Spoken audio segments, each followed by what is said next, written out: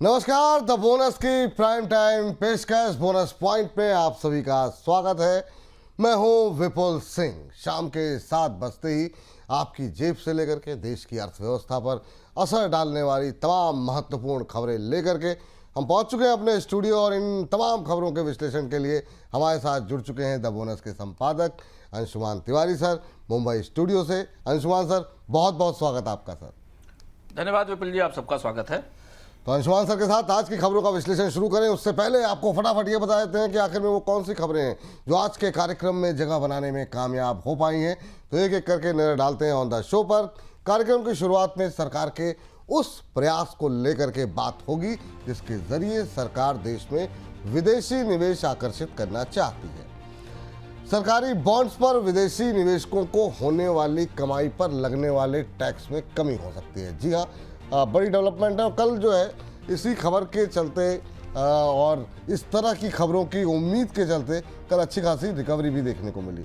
हालांकि इसके बाद रुपए की गिरावट का असर भी होगा क्योंकि आज नए रिकॉर्ड लेवल टूटते हुए दिखाई दे रहे हैं। अभी रुपए में और कितनी गिरावट बाकी है और इसका इम्पैक्ट किस तरीके से होगा, इस पर डिटेल में होगी आज बातचीत। इसके अलावा भारतीय कंपनियां विदेशों से कम कर्ज ले रही हैं। वित्त वर्ष 2026 में कंपनियों के विदेशी कर्ज में 51% की गिरावट आई है। अगली खबर प्रधानमंत्री मोदी के यूएई दौरे पर को लेकर के है। प्रधानमंत्री 5 देशों के दौरे की शुरुआत यूएई से की है प्रधानमंत्री ने।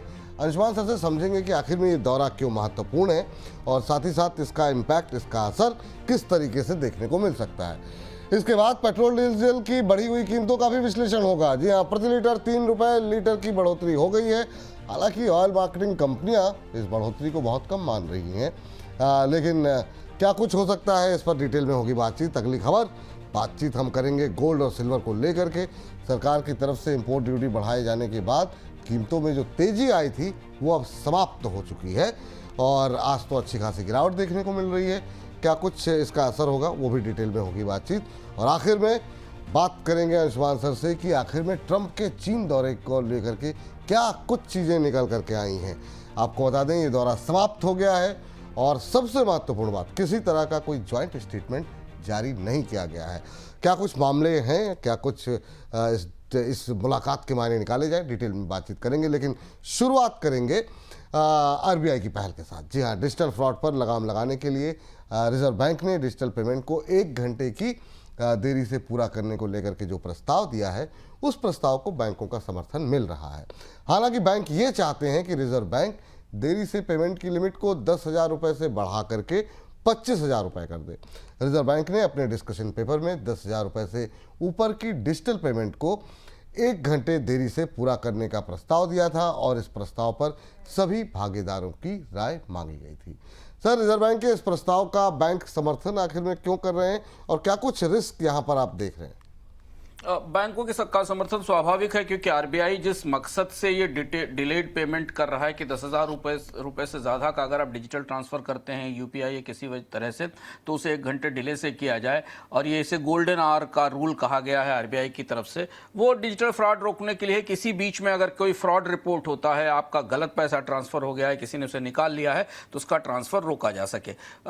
चूँकि करीब करीब जो ऑनलाइन ट्रांजेक्शन्स की वैल्यू है 2025 में 23,000 करोड़ के आसपास पहुंच गई है, तो इसलिए बैंकों को भी लगता है कि वो फ्रॉड की चपेट में बचने से का एक महत्वपूर्ण और एक ठीक रास्ता है। लेकिन जो सबसे बड़ी जोखिम है जिसे लेकर आरबीआई भी शायद अभी असमंजस में है, बैंकों के समर्थन के बाद भी और ये लागू होने के बाद शायद और ज़्यादा असमंजस बढ़ेगा क्योंकि ये लागू होगा, वो ये है कि जो इंस्टेंट पेमेंट है फिर उसका कोई मतलब नहीं बचेगा। जब आप इंस्टेंट पेमेंट की बात करते हैं कि आपने ट्रांसफ़र किया और तुरंत अकाउंट में पहुंच गया, तो जो इंस्टेंट पेमेंट है, जो यूपीआई की कोर वैल्यू है, जिस वजह से यूपीआई इतना पॉपुलर हुआ, इतना सेटल हुआ है, वो इंस्टेंट पेमेंट की पूरी जो व्यवस्था है वो ध्वस्त हो जाती है क्योंकि इंस्टेंट नहीं है, 1 घंटे बाद आपको पेमेंट मिलेगा। दूसरी चीज़ है कि बहुत सारे ऐसे पेमेंट्स हैं जिनमें तत्काल चीज़ें क्लियर होती हैं, जाती हैं, फीस दे रहे हैं, आप टिकट्स बुक कर रहे हैं, वहाँ आप तुरंत पेमेंट जब क्रेडिट होता है तो आपके बाकी चीज़ें आगे चलती हैं, वो कैसे होगा? तो हो सकता है इसे कंज्यूमर्स का जो कस्टमर्स हैं उनकी तरफ से उसे बहुत अच्छे तरीके से ना लिया जाए, पुशबैक आए, इस बात की संभावना बनती दिखाई दे रही है। दूसरी जो सबसे महत्वपूर्ण बात है, जो बैंकों ने भीतर कही, अंदर खाने खोलकर तो नहीं कही, वो ये है कि जो ऑपरेशनल और इंफ्रास्ट्रक्चर चैलेंज है वो इस 1 घंटे की व्यवस्था में ज्यादा होंगे, क्योंकि जो पेमेंट स्विचेस हैं और बैंक सिस्टम्स हैं उन्हें रियल टाइम प्रोसेसिंग के लिए बनाया गया है। वो पूरे सिस्टम इसी पर बनाए गए हैं कि आपने इधर पैसा ट्रांसफर किया और रियल टाइम, मिनिमम टाइम में वो अकाउंट में या जहां जाना होता है जिस मर्चेंट के पास, उसके पास पहुंच गया। अब उन्हें इन पूरे सिस्टम्स को 1 घंटे वाले डिले प्रोसेस के लिए नए सिरे से तैयार करना होगा, और इससे टेक्नोलॉजी की और कंप्लायंस की काफी ज्यादा हैवी कॉस्ट होगी, क्योंकि 800 से 850 मिलियन के आसपास ट्रांजेक्शंस यूपीआई में रोज हो रहे हैं। तो इन्हें 1 घंटे डिले करना या इनको में डिले की पूरी व्यवस्था बैंकिंग सिस्टम में नए सिरे से लागू करनी होगी। ये 2 चीजें हैं जिन चीजों को लेकर बड़े जोखिम और चुनौतियां दिखाई दे रही हैं। तो अभी तो ये व्यवस्था लागू नहीं हुई है, जब ये लागू होगी तब इसके और व्यवहारिक असर या इसके की व्यवहारिक चुनौतियां हमारे सामने आएंगी। बिल्कुल। चलिए आगे बढ़ते हैं। और इस बीच देश में विदेशी निवेश को आकर्षित करने के लिए सरकारी बॉन्ड में विदेशी निवेश पर लगने वाले टैक्स में सरकार कटौती कर सकती है। अभी तक अप्रवासियों को सरकारी बॉन्ड से होने वाली कमाई पर 20% टैक्स चुकाना पड़ता था, लेकिन अब इसमें कटौती पर विचार हो रहा है। सर, पहले सवाल तो ये कि सरकारी बॉन्ड से कमाई पर मौजूदा टैक्स व्यवस्था किस तरह की है, और अभी क्या कुछ एक्सपेक्टेशन है, क्या कुछ बदलाव किए जा सकते हैं? देखिए, बाजार के लिए तो डूबते को तिनके का सहारा वाली स्थिति है। कल बाजार में ये खबर फैली कि किसकी सरकार बॉन्ड इन्वेस्टमेंट पे एफपीआईज के लिए टैक्स की रेट घटाएगी, कितनी घटाएगी, क्या घटाएगी, ये पता नहीं था। बाजार इसी उम्मीद के सहारे थोड़े चढ़ लिए। उसके बाद फिर जब चीजें सेटल हुई तो आज बाजारों में वापसी हमें फिर वही स्थिति दिखाई दी। परिस्थिति ये है कि 2023 में तक जो बॉन्ड इन्वेस्टर्स थे इंडिया में, उनको कूपन इनकम या इंटरेस्ट इनकम जो बॉन्ड में कहते हैं उस पर 5% टैक्स लगता था, और इसके अलावा शॉर्ट टर्म कैपिटल गेंस लगता था, क्योंकि अगर आप बॉन्ड को 1 साल के भीतर बेचते हैं तो शॉर्ट टर्म कैपिटल गेंस होता है, और बाकी अगर आप लंबे समय तक रखते हैं तो लॉन्ग टर्म कैपिटल गेंस होता है। ये छूट जो दी गई थी, जो कंसेशनल रेट था, ये 2023 में जाकर खत्म हो गया, और उसके बाद ये 20% का जो रेट है कूपन पे अब आ गया है। अब इस वक्त जब विदेशी निवेशक लगभग बाजार से हर बढ़ोतरी पर बिकवाली कर रहे हैं और बहुत तेजी से पैसा निकाल रहे हैं, इस साल तो काफी बड़ी बिकवाली हमने जनवरी से अभी तक देखी। ऐसी स्थिति में सरकार की कोशिश यह है कि किसी तरह बॉन्ड इन्वेस्टर्स में बॉन्ड्स में जो विदेशी निवेशक हैं उन्हें थोड़ी ज्यादा रियायतें दी जा सकें, ताकि उनका निवेश बना रह सके। कितनी घटाई जाएगी? क्या ये 5% के पुराने लेवल के ऊपर आ जाएगी जो 5% का टैक्स था? तो फिर तो पोस्ट टैक्स यील्ड जो है वो इंडिया के बॉन्ड्स पर बढ़कर 6 से 6.65% हो जाएगी मौजूदा ब्याज दरों पर। लेकिन ये काफी बड़ा हिस्सा है, और चूंकि 2023 के बाद से भारतीय बॉन्ड्स में विदेशी निवेशकों का निवेश बढ़ा है, भारतीय बॉन्ड्स ग्लोबल मार्केट में लिस्ट हुए हैं जो जेपी मॉर्गन का इंडेक्स है उसमें भी गए हैं। तो ऐसी स्थिति में इनकम टैक्स डिपार्टमेंट को और वित्त मंत्रालय को थोड़ा सोच समझकर इसमें फैसला लेना पड़ेगा। लेकिन इशारा यह है कि कुछ ना कुछ रिलीफ जरूर मिलेगी, जिससे कि अगर शेयर बाजार गिर रहा है तो भारतीय बॉन्ड मार्केट में और खासतौर से सरकारी बॉन्ड्स में विदेशी निवेशकों का पैसा आए, क्योंकि भारत का सॉवरेन बॉन्ड मार्केट करीब 1.3 ट्रिलियन डॉलर के आसपास का है, जिसमें अधिकतम अभी भारत के सरकारी बैंक और वित्तीय संस्थाएं ही खरीद करते हैं। करेंसी को कितना सपोर्ट इससे मिलेगा मुश्किल है कहना, फिंगर्स क्रॉस्ड है। रुपये आज 96 पार कर गया है। और दूसरा ये कि भारत की कोशिश है कि दुनिया के बॉन्ड इंडेक्सेस में भारतीय बॉन्ड्स इंक्लूड हो। कुछ जगह हो गए हैं, कुछ जगह होने हैं, तो उसको भी बढ़ावा मिलेगा। और अगर आप ध्यान से देखें तो पिछले 2-3 साल से जो बॉन्ड इन्वेस्टमेंट पर टैक्स है वो विदेशी निवेशकों और सरकार के बीच असहमति का एक बड़ा मुद्दा बना हुआ है। लेकिन सर, एक छोटा सवाल इसमें और ऐड करना चाहेंगे यहाँ पर कि कल काफ़ी सारे र्यूमर्स चलते रहे, तैरते रहे, या अभी भी चल रहे हैं कि जिस तरीके से रुपये गिर रहा है और जिस तरीके से एफआईएस की बिकवाली रही है, एलटीसीजी को लेकर के, एसटीसीजी को देकर के कि टैक्स में फिर से वो यूटर्न सरकार ले, कितनी संभावनाएं आपको लग रही है? क्या ऐसा कोई मूव सरकार लेगी एफआईएस को दोबारा बुलाने के लिए, या आपको लग रहा है कि अभी थोड़ा सा ये राहत देने के लिए ही इस तरह के र्यूमर्स जो है वो खाली ऐसे ही हैं? देखिए, ये बाजार जब भी गिरता है, पिछले एक साल में कई बार हमने देखा है, ये चर्चाएं बाजार में होती हैं। एक तो मीडियल टैक्स के रिजीम में चेंज करना संभव नहीं, और चूंकि सरकार ने अभी पिछले साल के बजट में ही एलटीसीजी एसटीसीजी की दरों में बदलाव किया था, तो तात्कालिक तौर पर सरकार कुछ ऐसा करेगी, इस बात की संभावना सीमित दिखाई देती है। आर्थिक तर्क भी समझना जरूरी है। भारतीय शेयर बाजार में केवल टैक्स रेट घटा देने से क्या विदेशी निवेशकों का निवेश आ जाएगा, इस पर बड़ी बहस है, क्योंकि भारतीय मार्केट के वैल्यूएशंस और कंपनियों की अर्निंग के बीच में काफी बड़ा गैप है। तो विदेशी निवेशकों को आकर्षित करने के लिए अगर आप टैक्स की कुर्बानी दे भी देते हैं, तो क्या वो इतनी मजबूत होगी कि भारतीय स्टॉक मार्केट में की स्टोरी में विदेशी निवेशक निवेश करने को तैयार हो जाएंगे? क्योंकि अगर आप आंकड़ों को देखें, कंपनियों की ग्रोथ देखें, और जिस तरीके के वैल्यूएशन पे अभी बाजार खड़े हुए हैं, वहां से तो नई खरीद आने की संभावना विदेशी निवेशकों की सीमित दिखाई देती है। और फिर खासतौर से अगली तिमाही के जो नतीजे आएंगे, जिनमें महंगाई का असर, कच्चे तेल की कीमतों का असर होगा, तो ये विचार अंदर बन है, सरकार के पास बना हुआ है। हाँ, ये हो सकता है कि बॉन्ड्स को लेकर, बॉन्ड में इन्वेस्टमेंट को लेकर टैक्सेशन के ढांचे में थोड़ा बहुत बदलाव किया जाए, जो अभी हमें इस समय चर्चा में दिखाई दे रहा है। पर अगर आप सोचें कि ब्लैंकेट कमी हो सकती है, अभी तो तत्काल इस बात के संकेत हमें मिलते नहीं दिख रहे हैं। और चूंकि विदेशी निवेशक तो बिकवाली कर रहे हैं पिछले 1-1.5 साल से, अगर आप देखें तो 2024 के बाद से इमर्जिंग मार्केट के जितने भी इंडाइसेस थे, उसमें भारत का वेट घटते कहां तक आ गया है। तो अगर ये करना था तो तब भी किया जा सकता था। तो इसलिए चर्चा है, उम्मीद है, बाजार में होप है, लेकिन सरकार शायद इंतजार करेगी अब बजट तक का। और इस साल तो रेवेन्यू का प्रेशर भी विपुल भाई बहुत ज्यादा है सरकार के बजट के ऊपर। तो एलटीसीजी एसटीजी कट करने से बड़ा राजस्व रेवेन्यू का लॉस भी होगा। बिल्कुल सही बात। हाँ, चलिए, अटकलें चल रही हैं तो हम लोग भी उस पर डिस्कशन कर रहे हैं, बाकी देखते हैं क्या होता है क्या नहीं होता है। तो बाजार कल जो है इसी वजह से चल गया, आज शायद इसको लेकर के थोड़ी आशंका होगी, तो आज फिर बाजार में गिरावट। हालांकि इन सब के बीच में एक बड़ी वजह जो बना हुआ है बाजार के गिरने की और एफआईएस के जाने की, वो है वित्त वर्ष 2025-26 के दौरान भारतीय करेंसी रुपए में आई भारी गिरावट। जी हाँ, अब इसका असर भी देखने को मिल रहा है। भारतीय कंपनियों की तरफ से दिए जाने वाले विदेशी कर्ज पर भी इसका असर देखने को मिल रहा है। रुपया कमज़ोर होने की वजह से भारतीय कंपनियों को विदेशों से कर्ज जुटाना महंगा पड़ रहा है। इस वजह से वित्त वर्ष 2026 के दौरान कंपनियों की तरफ से जुटाए गए विदेशी कर्ज में 51% की भारी गिरावट देखने को मिली। साल भर में रुपया डॉलर के मुकाबले करीब 10% टूटा है। और आज जब हम ये बात कर रहे हैं तो नया रिकॉर्ड लो 96 रुपये का लेवल भी तोड़ता हुआ रुपए ने डॉलर के मुकाबले दिखा दिया है। इस पर बातचीत करते हैं। सर, सबसे पहले तो बातचीत ये कर लेते हैं कि आखिर में जो विदेशों से कर्ज जुटाने का जो ट्रेंड है, ये आखिर में दिखा क्या रहा है? आंकड़े थोड़ा ये बता रहे हैं कि जो ईसीबी की बोरोइंग है, मैं अपने टर्मिनल पे देख रहा हूँ, ईसीबी की बोरोइंग करीब 30% गिरी है। 42 से 43 बिलियन डॉलर के आसपास आ गई है, जो कि पिछले साल 61 बिलियन डॉलर के आसपास थी। खासतौर से इसकी दो बड़ी वजह हैं। एक तो जो ग्लोबल डॉलर रेट्स हैं, उनमें ब्याज दरें ऊंची दिख रही हैं, क्योंकि डॉलर में बोरोइंग होती है और उसे आप भारत लेकर आते हैं। तो जो ऑफशोर फंडिंग की कॉस्ट है कंपनियों के लिए, वो बढ़ी हुई दिखाई दे रही है। दूसरा कि हेजिंग की कॉस्ट भी बढ़ी है, क्योंकि हमने काफ़ी वॉलेटिलिटी देखी है दुनिया में पिछले एक साल में डॉलर की कीमतों में, इसलिए हेजिंग की लागत में भी बढ़ोतरी दिखाई दे रही है।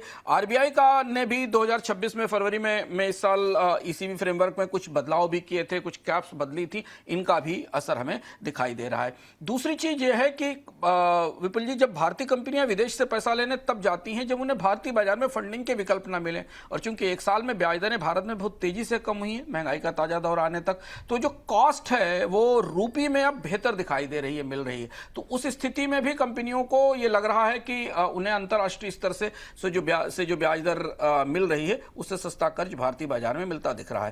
लेकिन एक खबर रुपए के लिहाज से बहुत अच्छी नहीं है, क्योंकि विदेशी कर्ज जो भी आता है, जो कंपनियां ईसीबी के जरिए भारत में लेकर आती हैं, उससे विदेशी मुद्रा की आवक बढ़ती है और रुपए को सहारा मिलता है। अब सर, इस ट्रेंड का अभी रुपए पर क्या असर होगा और आगे रुपया कहाँ जा सकता है? खासतौर से आज जिस तरीके से 96 का लेवल भी टूटता हुआ दिखाई दिया, 96.3 जो है का लेवल आज हमने देखा, वहाँ से थोड़ी बहुत जो है रिकवरी ज़रूर देखने को मिली, लेकिन अब जिस तरीके से अब 96 भी क्रॉस हो गया, कैसे देख रहे हैं सर आगे की चाल? देखिए, ईसीबी की स्थिति ऐसी ना, पहाड़ से गिरते पत्थर को आप पत्तियों के सहारे नहीं रोक सकते हैं। रुपया जिस रफ्तार से गिर रहा है और जो फैक्टर रुपए को नीचे ला रहे हैं उसमें ईसीबी की मदद से कोई बहुत बड़ा फर्क नहीं पड़ेगा। ईसीबी ना आए तो ज्यादा होता है, तो वो सेंटीमेंट हमें दिख रहा है। रुपया हम लगातार बता रहे हैं बोनस पॉइंट में कि रुपए की रफ्तार गिरने की बेहद तेज होगी और होती जा रही है। उसकी सबसे बड़ी 2-3 वजह पकड़ी। अगर आप विदेश मार्केट में निवेश कर रहे हैं या रुपए से आपका कारोबार जुड़ा है, सबका ही जुड़ा होता है क्योंकि भारत इंपोर्ट बेस्ड इकोनॉमी है, तो आप ध्यान रखिए कि कई सारे फैक्टर एक साथ प्ले कर रहे हैं। देखिए, रिजर्व बैंक ने 94.5 से लेकर 96 तक की यात्रा में बिल्कुल दखल नहीं दिया विपुल जी, कहीं भी। हम रुपए को 96 के पार आते देख रहे थे। हम बराबर आपको बता रहे हैं रिजर्व बैंक ऐसा क्यों नहीं कर रहा है, क्योंकि अब सरकार खुद ये मान रही है कि बैलेंस ऑफ पेमेंट की प्रॉब्लम दिख रही है। भारत के आर्थिक सलाहकार ने ये कहा, प्रधानमंत्री का जो इशारा था वो कैड की तरफ ही था। कैड में रिकॉर्ड ऊंचाई है, तो ऐसी स्थिति में अब $690 बिलियन का, $680 बिलियन का विदेशी मुद्रा भंडार जो 11 महीने के आयात के लिए पर्याप्त है, वो भी कुशन नहीं माना जा रहा है क्योंकि कच्चे तेल की कीमतें $100 से ऊपर है। और ऐसी स्थिति में आरबीआई ने अब रुपए को गिरने के लिए छोड़ दिया है। तो रुपया अब यहां से कितनी तेजी से नीचे तक जाएगा? सामान्य परिस्थितियों में रुपए को आरबीआई थोड़ा बहुत सपोर्ट करता था, लेकिन अब एक दिन में आप 30 पैसे की 25 पैसे की गिरावट जो देख रहे हैं वो प्रत्याशित है। और ये कई सारे फैक्टर्स बता रही है। रुपया और कच्चा तेल भारतीय अर्थव्यवस्था की सबसे पुरानी दरार है, सबसे बड़ी फॉल्ट लाइन है। तो इसलिए हम बराबर आपसे चर्चाओं में कह भी रहे हैं कि रुपया 100 के करीब कब तक पहुंच जाएगा। हालांकि इसकी समय सीमा पहले अगस्त सितंबर तक थी, लेकिन अब जो गिरावट है वो काफी तेज दिखाई दे रही है।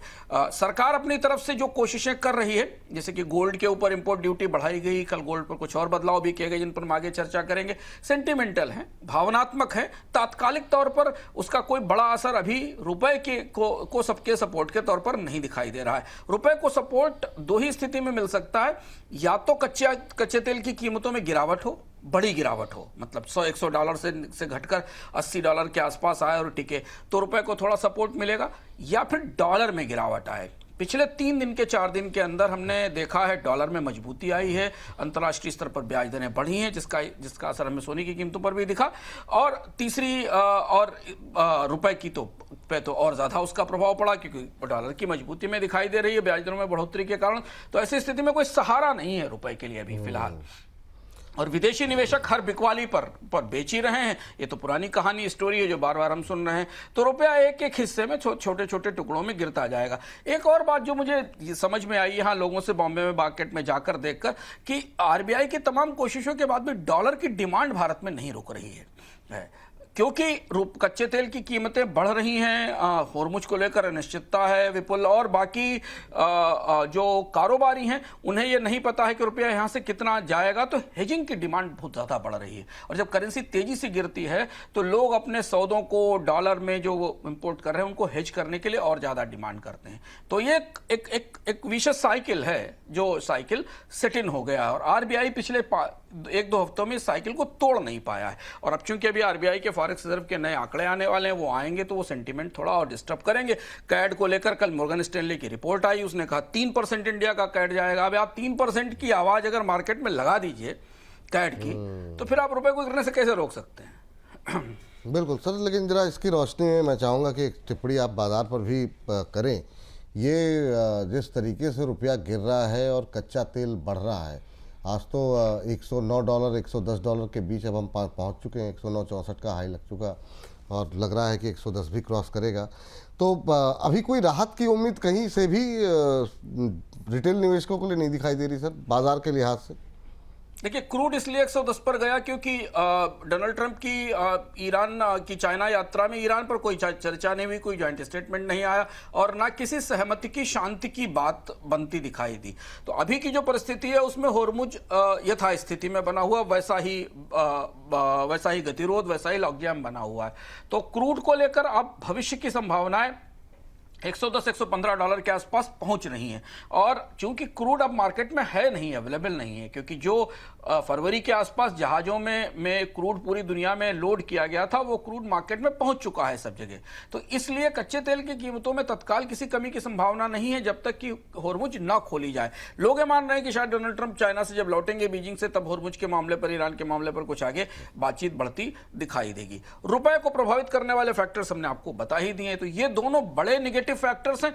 और दूसरी एक और बड़ी बात जो हमें समझनी पड़ेगी कि कल हमने थोक महंगाई का आंकड़ा देखा, 8% के आसपास की, 60% से ऊपर की थोक महंगाई है। ये मतलब एक तरह से खौलती हुई बॉइलिंग इन्फ्लेशन है। ये इन्फ्लेशन अब कंपनियों की बैलेंस शीट में दिखाई देगी। तो इसलिए बाजार ये देख रहा है कि तिमाही के नतीजों में लागत कितनी बढ़ेगी कंपनियों की, और उस लागत को वो कितना पास ऑन कर पाएंगी, और कितना उन्हें अपनी बैलेंस शीट पर उसको सहना पड़ेगा, एब्जॉर्ब करना पड़ेगा। तो कंपनी के नतीजों को लेकर भी अब थोड़ी असमंजस बढ़ती दिखाई दे रही है। तो ये 3 फैक्टर हैं जो तात्कालिक तौर पर प्ले कर रहे हैं। लेकिन हाँ, क्योंकि बाजार में अभी तो पैसा आ ही रहा है, छोटे निवेशकों का पैसा आ रहा है, तो निचले स्तर से हमें बार बार खरीद आती दिखेगी थोड़ी थोड़ी, और ऊपर के स्तर पर पहुंचने के बाद बिकवाली दिखेगी। तो वही साइकिल जो हमें दिख रहा है पिछले कम से कम 4-5 महीनों से, वैसा ही बाजार का रुख लगता दिख रहा है। बिल्कुल। इस बीच आगे बढ़ते हैं और भारत ने अमेरिका से कहा है कि रूस से तेल खरीद पर प्रतिबंधों में दी गई छूट को और ज़्यादा आगे बढ़ाया जाए।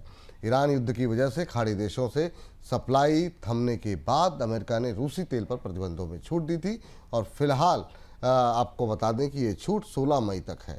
अब भारत ने अमेरिका से इस छूट को और ज़्यादा आगे बढ़ाने की मांग की है। सर, भारत ने यूएस से क्या कुछ डिमांड रखी है, और रूस से तेल खरीद का मौजूदा स्टेटस अभी क्या दिखाई दे रहा है? देखिए, इंडिया ने इस प्रतिबंध से पहले तक, और जब भारत पर ड्यूटी लगाई थी डोनाल्ड ट्रंप ने पिछले साल, जो पीनल ड्यूटी लगाई थी रूस से तेल खरीदने से पहले तक, तब तक भारत का 60% के आसपास कच्चा तेल सस्ती कीमत पर रूस से आता था। फिर जब अमेरिका ने इंटरवेंशन किया और रूस का क्रूड आना बंद हुआ, फिर भारत की निर्भरता पश्चिम एशिया की तरफ बढ़ी है। अब देखिए, कहाँ परिस्थिति यह है कि 16 मई डेडलाइन है। ये 16 मई उस चीज़ की डेडलाइन है जो छूट या जो वेवर डोनाल्ड ट्रंप ने ईरान युद्ध के दौरान दिया था पूरी दुनिया के देशों को, वो तेल खरीदने के लिए जो तेल पहले ही सीज पर आ चुका था, यानी जो शिप्स पर या टैंकर्स पर लोड होकर समुद्र में मौजूद था, उसे खरीदने की छूट दी थी। और उस तेल की भी कीमत रूस में बढ़ चुकी थी, क्योंकि रूस को उसका बड़ा फायदा मिला अंतर्राष्ट्रीय स्तर पर कच्चे तेल की कीमतें बढ़ने से। भारत की कोशिश ये है कि वो ये वेवर एक बार अमेरिका से फिर लिया जाए, क्योंकि अमेरिका की मंजूरी के बिना तेल खरीदना तो संभव नहीं है। भारत अभी डील पर बातचीत कर रहा है, और रूस से सीधे तेल खरीदने पर सजा वाली जो कस्टम ड्यूटी है वो लग चुकी है।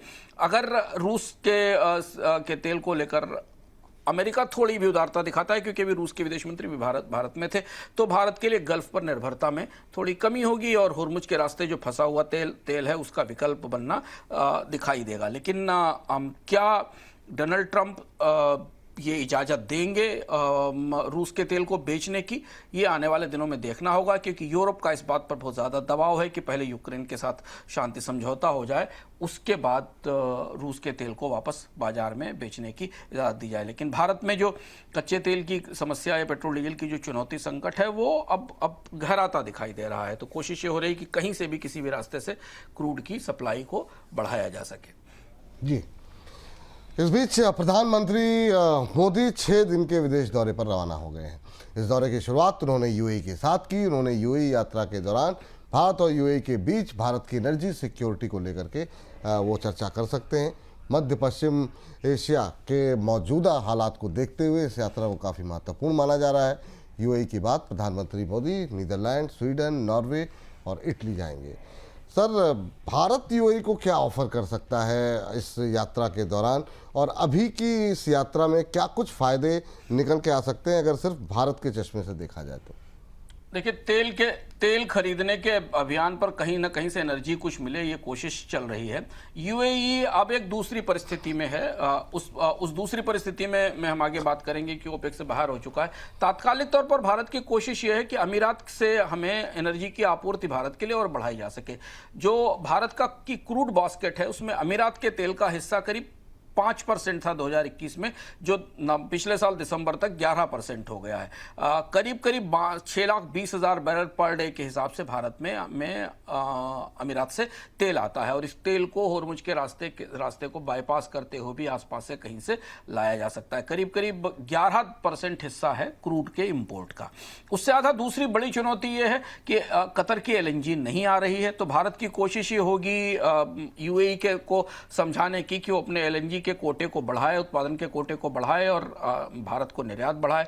भारत का एलएनजी जो इंपोर्ट है वो करीब 13 से 14% है अपने कुल इंपोर्ट में जो यूएई से एलएनजी आती उसके हिस्से में।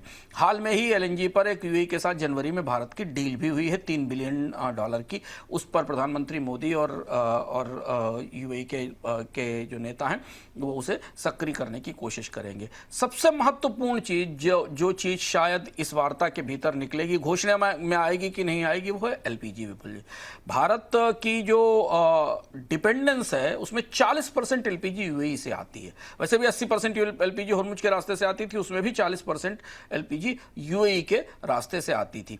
तो इंडिया की जो एलपीजी की डिपेंडेंसी है वो यूएई, कतार और सऊदी अरेबिया पर मिलाकर 60 से 67% है। कोई ना कोई ऐसा रास्ता निकालने की कोशिश भारत की तरफ से की जाएगी इन वार्ताओं में कि एलपीजी का इंपोर्ट या एलपीजी की सप्लाई अमीरात से बढ़ाई जा सके, क्योंकि 90% एलपीजी का एक्सपोजर होर्मुज के रास्ते से होता है। वैसे $100 बिलियन का बायलैटरल ट्रेड है। भारत ने पहला एफटीए किया है। देखिए अभी हाल फिलहाल में गोल्ड के पूरे मामले में भी भारत ने एक तरह से दुबई रूट को एडवांटेज दिया। गोल्ड के ड्यूटी में जो नॉर्मल चैनल था वहाँ 15% ड्यूटी कर की और जो दुबई का चैनल था उस पर 9% की। तो अभी भी दुबई रूट पर एडवांटेज है। तो अगर इस ड्यूटी के बाद भारत में गोल्ड का इंपोर्ट बढ़ेगा तो मैक्सिमम इंपोर्ट दुबई से होगा। दुबई अमीरात और ख़ासतौर से दुबई दुनिया में गोल्ड का सबसे बड़ा रिफाइनर है। पिछले 4-5 साल में भारत में के टोटल गोल्ड इंपोर्ट में दुबई का हिस्सा सबसे ज़्यादा बढ़ा है। तो इस दृष्टि से भारत ने तो अपना सबसे महंगा, सबसे कीमती बाजार में दुबई को सबसे बड़ी हिस्सेदारी दे ही दी है। अब उसके बदले भारत को इसमें क्या मिलता है एनर्जी की डील में, ये देखना होगा। ठीक, लेकिन सर इन सब के बीच में ये दौरा मतलब जिस समय हो रहा है, कुछ दिन पहले ही यूएई जो है वो ओपेक से एग्जिट किया है। अगर उस चश्मे से देखें तो फिर कैसे देखा जाएगा इस दौरे को? यह सबसे महत्वपूर्ण परिदृश्य है या पर्सपेक्टिव है जो समझना जरूरी है। ओपेक से निकलने के बाद दुनिया का पहला बड़ा और दूसरा सबसे बड़ा एनर्जी ग्राहक यूएई के पास पहुंचा है। ओपेक से निकलने के बाद यूएई के पास अब कोटा का बंधन नहीं है कि वो ओपेक के कोटे के तहत ही अपने यहाँ उत्पादन बढ़ाए। तो अमीरात भी ये चाहेगा कि उसे ज़्यादा से ज़्यादा बाजार मिल सके और ज़्यादा से ज़्यादा क्रूड पंप कर सके, क्योंकि पुराना जो कोटा था, जिस कोटे के तहत पहले ओपेक में काम कर रहा था यूएई, वो करीब 34 लाख बैरल पर डे का था। कैपेसिटी 5 मिलियन बैरल की 50 लाख बैरल से ऊपर की है अमीरात की। तो कोशिश ये होगी कि जो एडीओएनसी जो वहाँ की सरकारी तेल कंपनी है वो अपने उत्पादन को कम से कम 50% 40% में बढ़ोतरी करे, और तुरंत इसके लिए जो मार्केट तैयार है वो भारत का बाजार है। तो भारत को कच्चा तेल बेचने के लिए यूएई और ज़्यादा एफर्ट कर सकता है, क्योंकि भारत को ज़रूरत भी और दुनिया में आपूर्ति भी नहीं, और भौगोलिक रूप से पहुँच भी आसान है। अगर आप जियोपॉलिटिकल सिचुएशन में देखें तो अमीरात और अमेरिका के रिश्ते बेहद अच्छे हैं, और डोनाल्ड ट्रंप के लिए अमीरात लगातार इस पूरे युद्ध में इसी वजह से बेस होने के कारण और अमेरिका से निकटता होने के कारण ईरान के हमलों का निशाना भी बना है अमीरात। तो इस दृष्टि से भारत और अमेरिका के जो एनर्जी के रिश्ते बने हैं और भारत की अमेरिका पर जो ऊर्जा की निर्भरता बढ़ी है, उस डिज़ाइन में भी यूएई मजबूती से फिट होता है, क्योंकि यूएई अमेरिका का मजबूत एलाई है। तो जियोपॉलिटिकल कॉन्टेक्स्ट में भी अगर आप देखें तो ओपेक से निकलने के बाद यूएई को बाजार की ज़रूरत है, और बाजार उनके दरवाजे पर खड़ा है, पहुंच गया है। तो इसलिए इस पर निगाह रखिए, क्योंकि वहां से जो नई डील्स होंगी उनसे भारत में आने वाले दिनों में कच्चे तेल की आपूर्ति का को लेकर जो संकट, जो दबाव है, उससे कुछ कम होने की उम्मीद की जा सकती है। ठीक सर, तो यहाँ पे रखेंगे नज़र हम और आगे बढ़ते हैं। इस बीच देश की सबसे बड़ी एयरलाइन इंडिगो ने कई घरेलू रूट्स पर उड़ानों में कटौती कर दी है। ये कटौती जून और जुलाई की उड़ानों के लिए हुई है। कंपनी का फोकस अब अंतर्राष्ट्रीय उड़ानों पर बढ़ गया है। खासतौर से खाड़ी देशों में कंपनी ज़्यादा उड़ानों का संचालन कर रही है। इंडिगो ने अंतर्राष्ट्रीय उड़ानों पर फोकस ऐसे समय बढ़ाया है जब एयर इंडिया को अपनी अंतर्राष्ट्रीय उड़ानों में कटौती करनी पड़ रही है। सर, आखिर में इंडिगो की उड़ानों में कटौती का क्या असर देख रहे हैं आप? ये इंडिगो ने करीब 10% के आसपास कटौती की तैयारी की है, पर जो महत्वपूर्ण बात यह है कि उसने घरेलू उड़ानों में और शहरी और जो प्रमुख शहरों के बीच उड़ानों में इनमें कमी की है। हालांकि ये नंबर इसलिए बड़ा नहीं होगा क्योंकि बहुत सारे ऐसे रूट्स हैं जहां जो कोटा इंडिगो को मिला था उतनी उड़ानें संचालित भी नहीं की जा रही थी, शेड्यूल्स भी काफ़ी स्ट्रेच्ड थे, तो इसलिए उतनी कमी नहीं होगी। दिलचस्प बात यह है कि चूंकि एयर इंडिया अंतर्राष्ट्रीय रूट से विड्रॉ हो रहा है, हमने कल आपको विस्तार से बताया था 100 के आसपास ग्लोबल फ्लाइट्स एयर इंडिया को बंद करनी पड़ी हैं, रोकनी पड़ी हैं, जिसका बड़ा असर होगा। तो वहाँ इंडिगो को एक विकल्प मिलता दिख रहा है और इसलिए उन रास्तों पर फोकस करने की कोशिश है कि जो बाजार एयर इंडिया गंवा रहा है उसे इंडिगो वहाँ हासिल कर सके। पर घरेलू स्तर पर आपको एयर इंडिया और इंडिगो दोनों को मिला लिया जाए, स्पाइस जेट क्राइसिस में है, तो घरेलू स्तर पर कई सारे जो ट्रंक रूट्स हैं, कई सारे जो छोटे रूट्स हैं, उन पर उड़ानों की संख्या में आने वाले दिनों में आपको कमी होती दिखाई दे सकती। मुख्य वजह जेट फ्यूल की कीमतों में बढ़ोतरी है। तो जो छोटे रूट्स हैं वहां कम उड़ानें होंगी और वहां पर आने वाले दिनों में किराए जरूर बढ़ेंगे, बढ़ने भी लगे हैं, दिखाई भी दे रहा है। हालांकि मेट्रो शहरों के बीच जो उड़ानें, उन पर उतना बड़ा असर नहीं पड़ेगा। लेकिन इंडिगो ने यह भी इशारा किया है कि कुछ बड़े शहरों के बीच में भी उड़ानों में वो कमी कर रहा है। तो भारत के एविएशन मार्केट में अगले 5-6 महीने तक कम उड़ाने, ज्यादा किराया, ये परिदृश्य तो बनता दिख ही रहा है। एयर इंडिया को लेकर के सर कोई नंबर सामने आया है? कुछ पता लग पा रहा है कि वही कितना नुकसान हो रहा था इंटरनेशनल फ्लाइट्स में? क्या कुछ नंबर्स कह रहे हैं?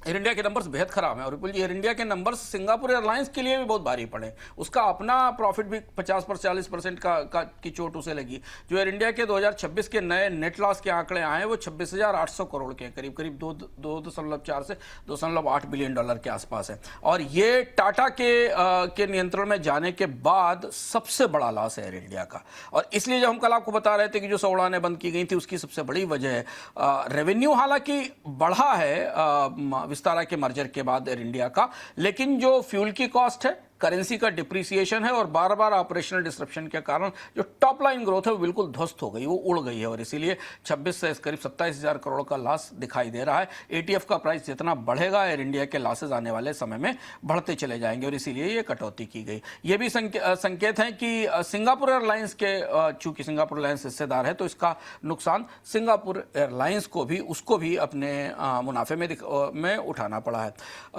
सिंगापुर एयरलाइंस का नेट प्रॉफिट एयर इंडिया की वजह से करीब 57.4% गिरा। 1.59 बिलियन डॉलर का नंबर है जो सिंगापुर एयरलाइंस ने कोट किया है। हालांकि सिंगापुर एयरलाइंस का रेवेन्यू रिकॉर्ड लेवल पे था, करीब 20 बिलियन डॉलर के आसपास का रेवेन्यू था, 40% की बढ़ोतरी है, लेकिन एयर इंडिया में हिस्सेदारी की वजह से उसे मुनाफे का नुकसान उठाना पड़ा है।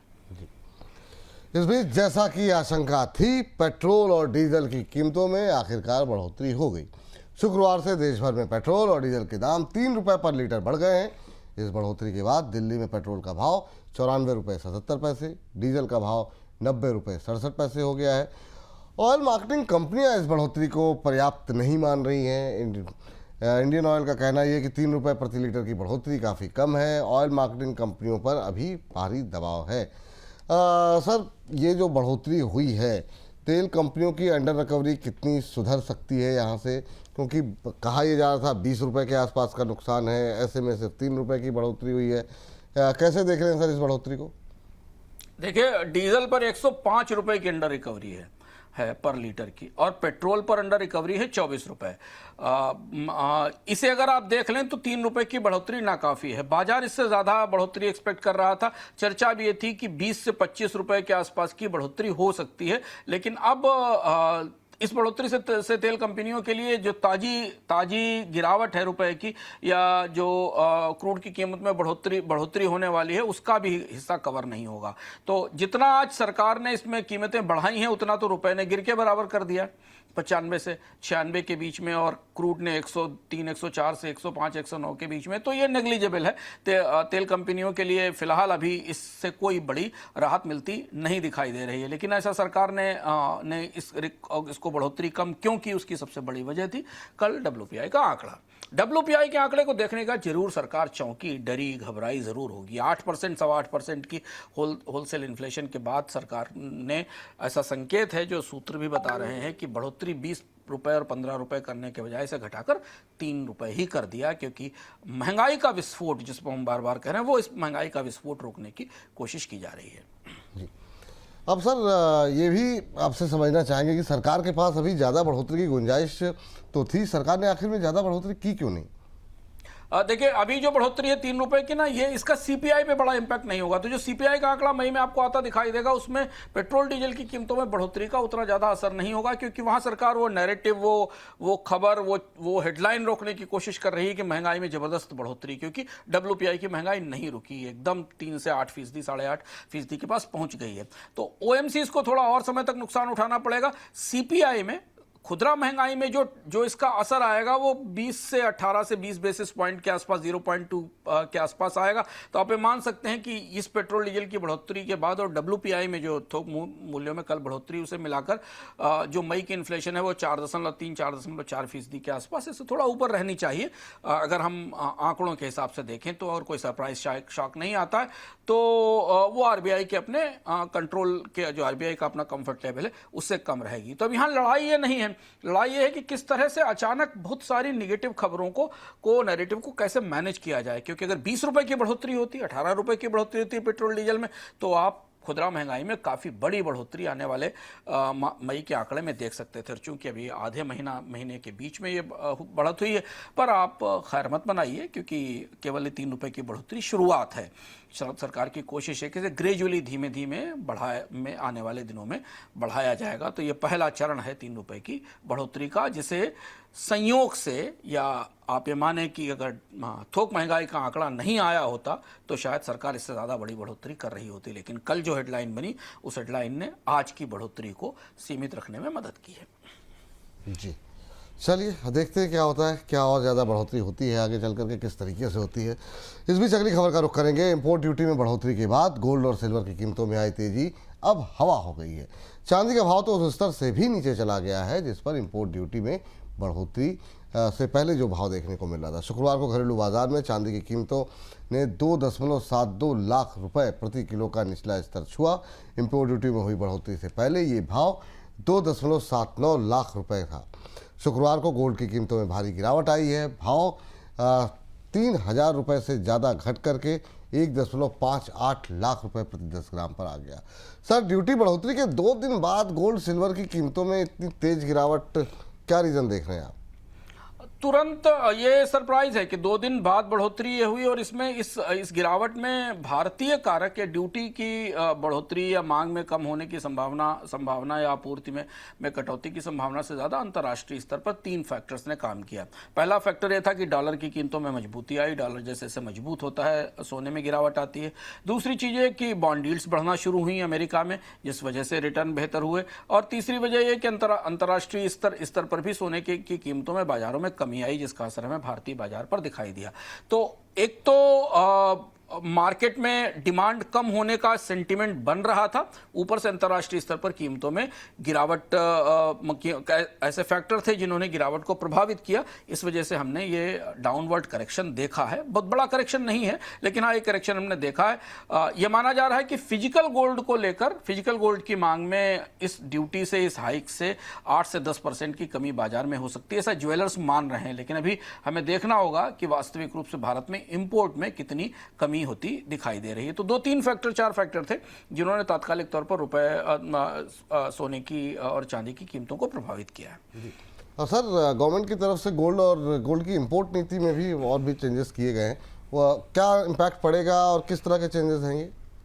सरकार ने एक छोटा सा बदलाव ये किया है कि जो एक्सपोर्ट के लिए ड्यूटी फ्री गोल्ड का इंपोर्ट होता था, बहुत सारे एक्सपोर्टर जो ज्वेलरी बनाकर एक्सपोर्ट करते थे, उन्हें ड्यूटी फ्री इंपोर्ट की छूट थी। उस नियम में बदलाव किया और 100 केजी से ज़्यादा के गोल्ड के इंपोर्ट के लिए पहले से मंजूरी लेने की ज़रूरत होगी। तो एक और जो चैनल है, जिस चैनल से आमतौर पर सोना आता तो है, पर उससे कितना निर्यात होता है इसे लेकर तमाम सवाल रहते हैं, उसे रोकने की कोशिश की गई है। पर अगर आप चार्ट देखें तो एमसीएक्स का जो गोल्ड का चार्ट है, वीकली चार्ट है, वो अभी भी 1,55,000 के लेवल पर होल्ड कर रहा है।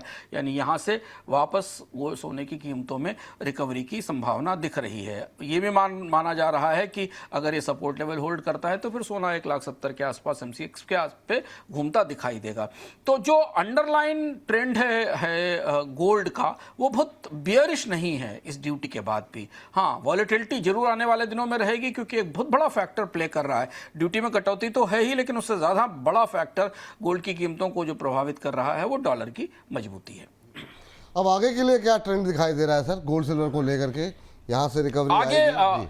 जो देखिए, जो डोमेस्टिक प्रीमियम है ना मीडियम टर्म में वो जो एमसीएक्स और कॉमेक्स के बीच का आर्बिट्राज था, जो डोमेस्टिक प्राइसेस को पुश कर रहा था, वो एक प्रीमियम क्रिएट हो रहा है डोमेस्टिक लेवल के ऊपर, जिसे आपको करीब से आने वाले दिनों में देखना होगा। दूसरी चीज है कि जो 15% की ड्यूटी है वो कितनी स्मगलिंग बढ़ाती है, इस पर सबकी निगाह है, क्योंकि चिदम्बरम के दौर में ऐसा हो चुका है 2013 में कि इसी तरह से 15% ड्यूटी लगाई गई थी और उसके बाद स्मगलिंग बढ़ी थी। और तीसरा ये कि अभी दुनिया की एजेंसियां, जितनी भी एजेंसियां हैं, वो सोने में 5500 से 5000 से 5400 के का जो लेवल है डॉलर में पर आउंस का, उस पर कायम है। अगर आप एमसीएक्स के आंकड़े भी देखें तो 1,55,000 के आसपास एक ठीक ठाक सपोर्ट दिखता है चार्ट के ऊपर।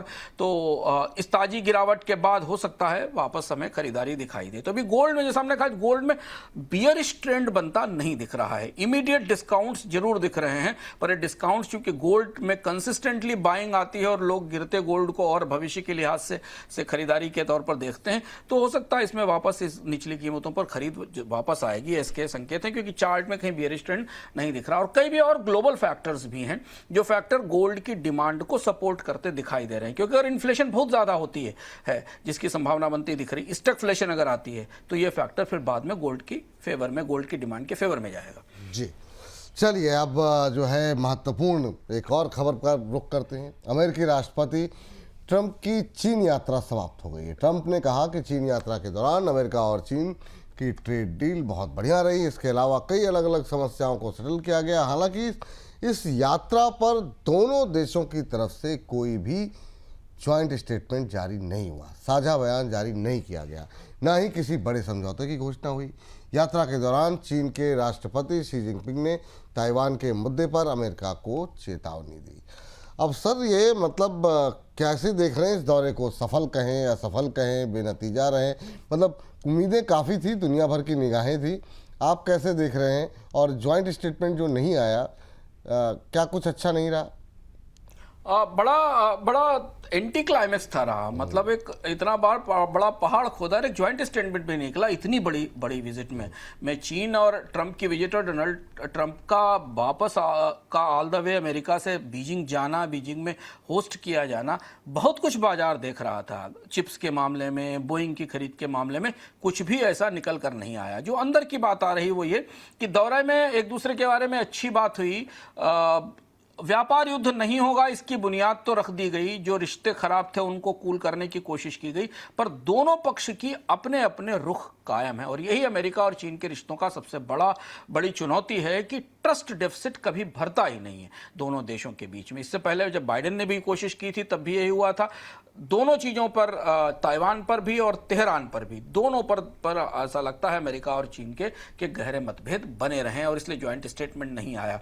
चीन का, जैसा आपको शुरुआत से बता रहे थे कि चीन इस बात पर प्रेशर दे रहा था कि एक ज्वाइंट स्टेटमेंट में ताइवान में चीन में अमेरिका के दखल की बात को स्पष्ट रूप से कहा जाए कि अमेरिका इसमें दखल नहीं देगा। अमेरिका की तरफ से ऐसा कोई कमिटमेंट नहीं किया गया। कल बड़े दो टूक ढंग से शी जिनपिंग ने डोनाल्ड ट्रंप के सामने ये कहा कि अगर ताइवान में दखल हुआ तो टकराव की संभावना बनती दिखाई देगी।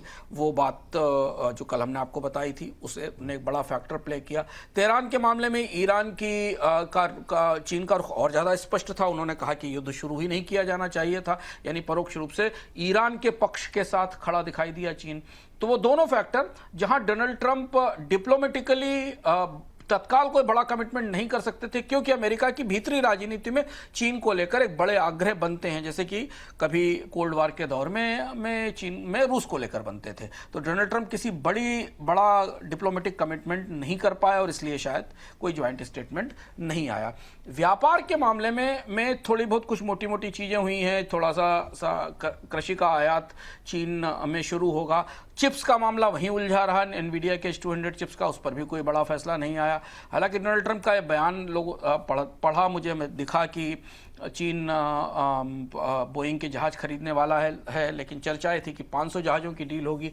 बाद में संकेत मिले कि केवल 200 एयरक्राफ्ट ही चीन में खरीदे जाएंगे। तो बड़ी हाइप के साथ, बड़ी उम्मीदों के साथ शुरू हुआ यह दौरा, बड़ा ठंडे ढंग से, बड़े ना किसी बड़ी असहमति के साथ, कोई किसी बड़ी सहमति ना होने के साथ खत्म हुआ है। हाँ, ये जरूर है कि पर्सनल केमिस्ट्री बेहतर होने की उम्मीद दिख रही है। अब यहां से ट्रंप पहुंचकर अमेरिका क्या रुख लेते हैं, इस पर सबकी निगाहें होंगी। तो बाजारों ने जो एक्सपेक्ट किया था वैसा नहीं मिला, तो ग्लोबल बाजारों में हमें इसकी निराशा भी दिखेगी अगले 24 घंटों में। बिल्कुल जो है। और हाँ, क्या कहा जाए, उसकी वजह से थोड़ी सी निराशा भारतीय बाजारों में भी देखने को मिली। उम्मीदें काफ़ी ज़्यादा थी, लेकिन इन सब के बीच में अब आज के बोनस पॉइंट को तो समाप्त करने का वक्त आ रहा है। लेकिन सर, इस बार के अर्थम में क्या विशेष रहने वाला है? इस बार का अर्थम आप प्रोमो देख लीजिए इस बार का, और हम लोग बात करते हैं गोल्ड पर। वो सवाल जो आपके दिमाग में सोने में ड्यूटी बढ़ाने को लेकर हैं। क्या सरकार इन फैसलों से आयात रोक सकेगी? आखिर क्यों सरकारें, हर सरकार भारत में पिछले 75 साल में गोल्ड से जंग लड़ती है और वो क्यों हार जाती है? और क्या हुआ है पिछले 10 साल में सरकार ने कैसे एक सोने की अर्थव्यवस्था का पिंजड़ा करीब बनाया है, जिसमें भरपूर मांग मौजूद है, और अब सरकार की गोल्ड नीति उसमें आकर उलझ गई है। हम विस्तार से मिलते हैं इस बार अर्थम में, और सोने पर आपसे बात करते हैं। बाकी विस्तृत जानकारी इस प्रोमो में। बीते 75 साल में हर भारतीय सरकार ने सोने से एक जंग लड़ी है, उसे शर्तिया तौर पर हार गई हैं, क्योंकि गोल्ड भारतीय सरकारों की सबसे बड़ी नीतिगत पहली है। सरकारें तय ही नहीं कर पाती कि सोने की खरीद बढ़ानी है या उसे रोकना है। हाजी मस्तान से दाऊद तक का साम्राज्य सरकारों की गोल्ड के मुकाबले इसी हार से बना था। चिदम्बरम जो आवाज 2013 में लगा रहे थे, प्रधानमंत्री मोदी ने वही बात इस वक्त कही है। अगर 2013 से 2026 के बीच में गोल्ड इकोनॉमी में भारत में सब कुछ बदल गया। सरकार किस तरह सोने के जाल में फंस गई है, क्या है वो जाल, कैसे बना, और सरकार को क्या करना होगा और क्या नहीं, आइए मिलते हैं अर्थम में।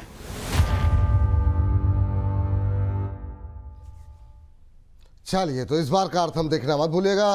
सर, बहुत बहुत शुक्रिया, बहुत बहुत धन्यवाद आज की इस चर्चा में जुड़ने के लिए, तमाम खबरों का विश्लेषण करने के लिए बहुत बहुत धन्यवाद सर आपका। तो आज के बोनस पॉइंट को यहीं पर समाप्त कर रहे हैं। तो अर्थम देखना मत भूलिएगा, और शनिवार दोपहर 2 बजे छोटे शेयर ऊंची छलांग भी देखना मत भूलिएगा। और हर बार की तरह इस बार भी करीब 40 से 50 शेयरों पे होगी डिटेल पे बातचीत। हमारे साथ रचित खंडेलवाल जी और मौजूद रहेंगी VLA अम्बाला। तो इस बार का छोटे शेयर ऊंची छलांग भी देखना मत भूलिएगा। चलिए, फिलहाल के लिए इतना ही। आप बने रहिए लगातार बोनस के साथ। नमस्कार।